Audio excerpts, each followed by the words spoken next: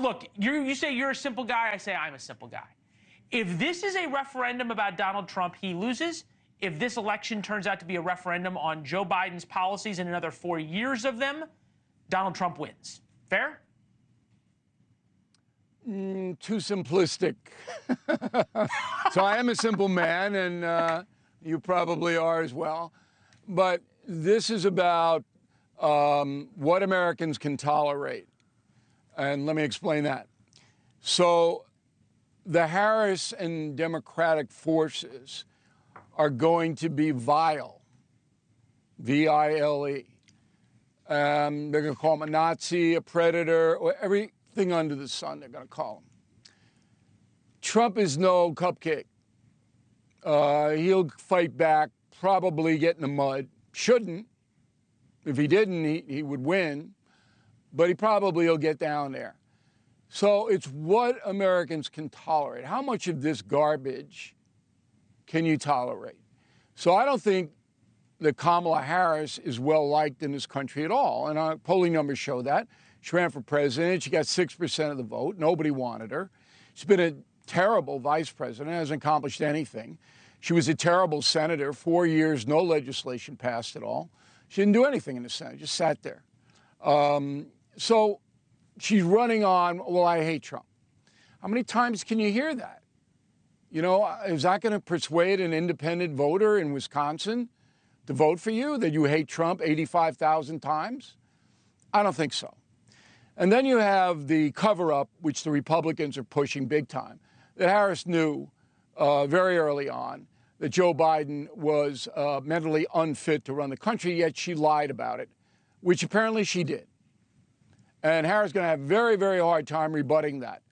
But you're not going to see Kamala Harris do any tough interviews at all. And her big advantage is, it's not that she's not Trump.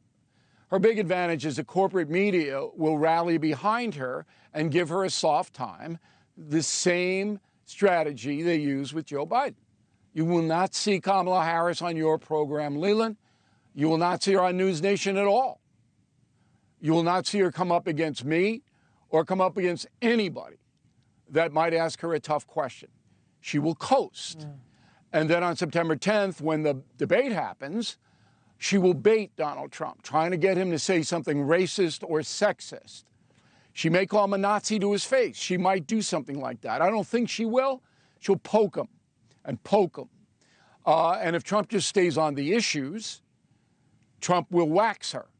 But I don't know if Donald Trump is that disciplined. I don't know if he can do it. Well, he was been disciplined, to be fair, for the past 3.5 weeks. We saw that. You and I talked about it. Somewhat, but he made a big mistake on Sunday.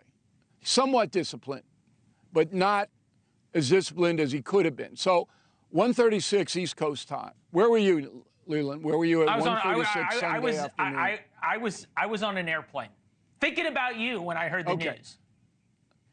That's pretty scary. So I hope there wasn't turbulence. I'm on the beach, all right, looking out at the Atlantic Ocean, about to take a plunge and ride some waves. Boom, my phone blows up, okay? So we, as we always do, put on a special a few hours later. It's on BillO'Reilly.com. I urge everybody to go and watch that special because it explains exactly what happened and why Biden got out at that time. Anyway, you have a situation now where Kamala Harris is dependent on the media. Dependent. If the media were to go after her the same way it goes after Trump, Harris could not stand up to that. She's not fast on her feet. She's not articulate. Lester Holt went after her. Lester Holt called her out on a blatant, he had to do it. Lester had to do it. She said she went to the border and she didn't. He had to say that. But he didn't then follow up with, after she said, well, I haven't been to Europe either. He didn't say, Madam Vice President, why did you try to mislead that you went to the border? That's what journalists do. They used to do, I should say. They don't do it anymore.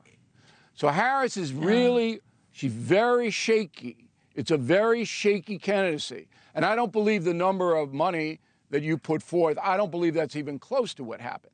Because you put that number out and nobody can check it. Nobody can check it. So yeah, No, I raised $8 billion blue stuff and you things can like that.